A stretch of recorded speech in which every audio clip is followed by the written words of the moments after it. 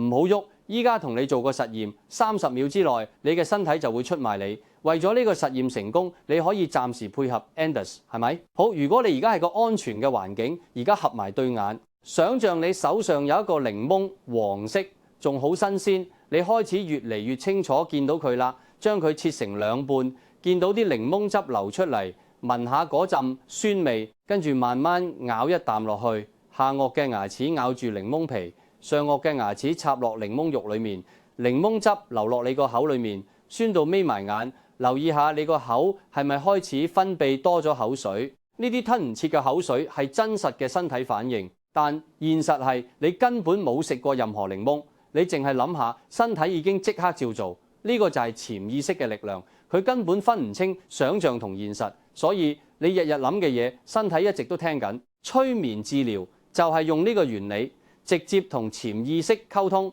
改寫情緒、壓力同習慣。流口水嘅朋友，如果呢個感覺由1到10分，10分係最強烈，你俾自己幾多分？留言話俾我知。